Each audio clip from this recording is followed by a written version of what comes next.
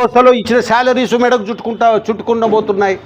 భారతీయ సిమెంటే వాడాలనంట ఈ జగనన్న కాలనీలలో, అది మెడకు చుట్టుకుంటుంది. లిక్కర్లో మెడకు చుట్టుకుంటుంది. రాజధాని ఈ నుంచి ఆడికి, ఆడి నుంచి ఈడికి, ఈ నుంచి ఆడికి పోయినది చుట్టుకుంటుంది ఆయనకు. అన్నీ ఇరిగేషన్ ప్రాజెక్ట్. ఈ అలగనూరు రిజర్వాయర్ ఉంటే అలగనూరు రిజర్వాయర్ తెగిపోయింది, 4 ఏళ్ళ రిపేర్ చేసేవాడే లేడు. తాగేదానికి నీళ్లు లేవయ్యా ఇప్పుడు. చాలా గ్రామాల్లో తాగేదానికి నీళ్ళు లేవు. దీనికి ఏం సమాధానం చెప్తావు? రేపు 28వ తేదీ వచ్చి కరువు, ఈ రాష్ట్రంలో ఈ రాయలసీమలో ఉన్న కరువును గురించి నువ్వు మాట్లాడు. ఒక ఎంటికలు వీకిపోయేది కాదు. ఖచ్చితంగా నువ్వు ఈ కరువును గురించి మాట్లాడు. తాగే నీటి సమస్యను గురించి మాట్లాడు. కల్తీ విత్తనాలను గురించి మాట్లాడు. నువ్వు మాట్లాడాల్సి చాలా ఉన్నాయి. ఈ ప్రాంతంలో నువ్వు చెప్పినటువంటివి, ప్రామిస్ చేసినటువంటి ఏంటి, వాటికి ఏమేమి నువ్వు చేశావు, ఏం నెరవేర్చావు, ఇవన్నీ కూడా నువ్వు మాట్లాడాల్సిన అవసరం ఉంది. నేను అందుకే చెప్తున్నా, మన ఎంపీగా నిలబడినటువంటి బ్రహ్మానందరెడ్డి గారు, ఆయన ఉయ్యలవాడ, ఆయన మరి డిబేట్కు పిలుస్తున్నాం. ఇదే ఎక్కడన్నా కూర్చుంటాడా, లేకపోతే అన్నన్నా వేరే చోట కూర్చుంటాడా ప్రజల ముందు, అదే రకంగా ఈ యొక్క ప్రెస్ ముందర ఆయన డిబేట్కు కూర్చోమనండి. ఏం చేశాడో చెప్పమనండి. డాక్టర్ శబరమ్మని కూడా కూర్చోబెడదాం, ఇద్దరు ఎదురు. మళ్ళా మీరు కవరేజ్ చేయండి. కమాన్, నువ్వేం చేసినావో చెప్పు, ఏ ఘనకార్యం చేసినావో చెప్పు, ఎన్ని నీళ్లు తెచ్చావో చెప్పు, ఎన్ని గేట్లు లేపినావో చెప్పు. అంటే అన్ని గేట్లు కాదు, నీళ్ళ గేట్లు చెప్పు. ఇవన్నీ కూడా నువ్వు చెప్పాల్సినటువంటి అవసరం ఉంది. ఒక డిబేట్లో పాల్గొనాలా. దాంట్లో కనుక నువ్వు నిజంగా నేను ఇది చేశానని చెప్తే మేము పోటీ నుంచే విరమించుకొని పోతాం. అది కూడా చెప్తున్నాను. అసలు నా అసలు వీళ్ళ అడ్రస్సే లేదు అని లేదు. వీళ్ళ అడ్రస్సే కనపడలే ఆడ. ఈరోజు ఒక ఎంపీగా అసలు ఈయన చేసింది ఎవరు? ఇంత ఈ భారతదేశంలో ఎంపీలు 500 పైచిలుకున్నారు, కానీ ఎవరికి ఈ రకంగా తప్పించుకొని తిరిగినోన్ని మాత్రం ఎప్పుడు చూడలే. అందుకే శబరమ్మ గెలవబోతుందంతే. ఎమ్మెల్యేలు కూడా హ్యాషిన్కి వచ్చింది వీళ్ళ మీద. వీళ్ళ దౌర్జన్యాలు, ఈ పోలీసుల ఇది జులుంలు, ఈ ఎంఆర్ఓలు, ఈ తహసీల్దార్లు, వీళ్ళు ఆర్ఐలు, సర్వేయర్లు, ప్రతి దాంట్లో రాజకీయమే బొప్పి కట్టిపోయింది. లాస్ట్కు మన పొలాలకు తీసుకొచ్చి జగన్ది రాయి మొలిసి దానికి ఫోటో పెట్టి ఆడ నాటుతున్నారు. ఏమో పెద్ద మా జేజినాయన వాయన్నే అన్నట్టుగా, వాయననే మాకు తెచ్చినాడు పొలం అన్నట్టుగా. ఇంకా ఈ రిజిస్ట్రేషను పొలాలు సర్వే చేస్తే ఆ చేసినటువంటివన్నీ మనకు జెరాక్స్ కాపీలు, ఒరిజినల్స్ వాళ్ళకి ఆడరట. ఇదే కడుతున్నారు ఆయన, ఏడలేదు ప్రపంచంలో. మార్టిగేజ్ ఈరోజు అది పెద్ద ప్లాన్ వేసినాడు. ఈరోజు సెక్రటేరియట్ కుదోబెట్టా. ఇది ఇంకా ఏంది రాజధాని. ఇప్పుడు ఏమంటున్నాడంటే మళ్ళీ ఏమి బొమ్ దాగినారో కానీ, మరి ఏదో కానీ బాగానే పడినట్టుంది. అది హైదరాబాద్ అంట రాజధాని మనది. పా బా, ఇంకా ఇది పూర్తి జోక్స్. ఇది మనం హైదరాబాద్ పోతప్ప. ఇప్పుడు లాస్ట్కు చెప్తున్నాడా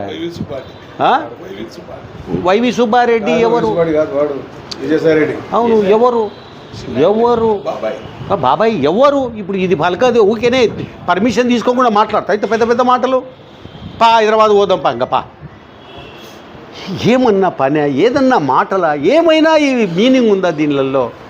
ప్రజలన్నా రాష్ట్రం అన్నా వీళ్ళ ఆట వస్తువుల, ప్రజలు ఆట వస్తువుల, బార్బీ బొమ్మల? ఈ ఆంధ్రప్రదేశ్లో ఉన్నటువంటి ప్రజలు కీలు బొమ్మల, లేకపోతే బార్బీ బొమ్మల? పిల్లలు ఆడుకునేటటువంటి టాయిస్సా మనము? ఆ రకంగా టాయిస్ కంటే అధ్వానంగా ఈరోజు ప్రజలతో, జీవితాలతో ఆటలు ఆడుకున్నటువంటిది జగన్మోహన్ రెడ్డి. ఈయనను సాగనంపలం అంటే ఇంటికి కాదు, ఇడుపులపాయకు కాదు. ఈయన సాగనంపాది ఎక్కడికి? ఆ తిహార్ అని భలే ఉండదు, చాలా బాగుంటుంది అంటది. ఆడికే పోతాడు చూడండి, చెప్తున్నాను నేను.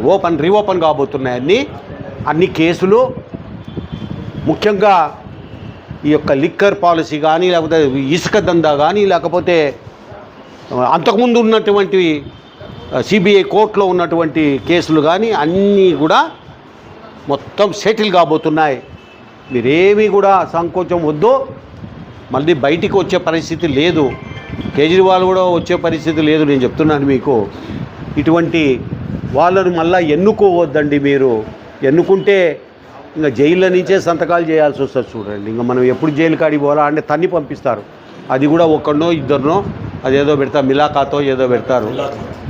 ఇన్ని కోట్ల మందికి ఒకరినో ఇద్దరినో పెడితే వారానికి ఒకసారి ఇంకా మనం అయిపోయినట్టే.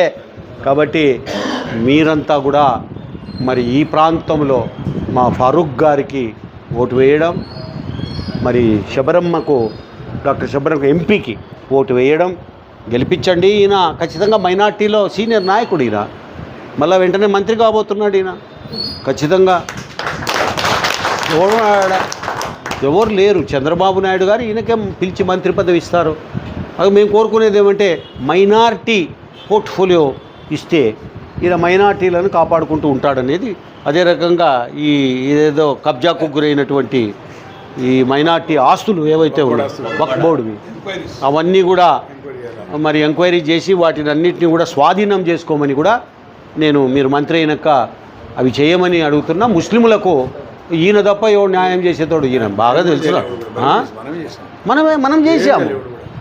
నేను కూడా ఛాలెంజ్ చేసాను దగ్గర. అవును, నేను ఇచ్చిన జీవోలు తీసుకొస్తే ఎమ్మెల్యే కానీ ఎంపీ కానీ నేను మిషాల్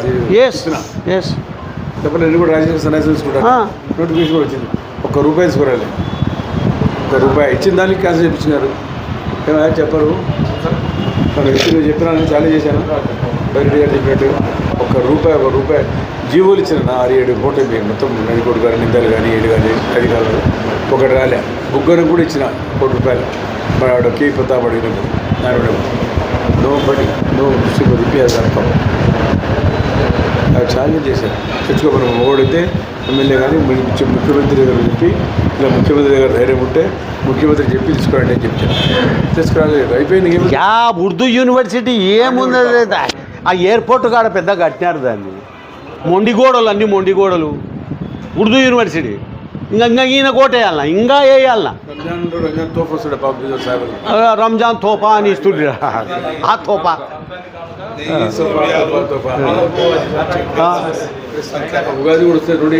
పేదవాళ్ళకి ఇస్తుంది. షాదీఖానాలు ఎన్ని అయ్యా కట్టింది? ఎన్ని కట్టింది? మదర్సా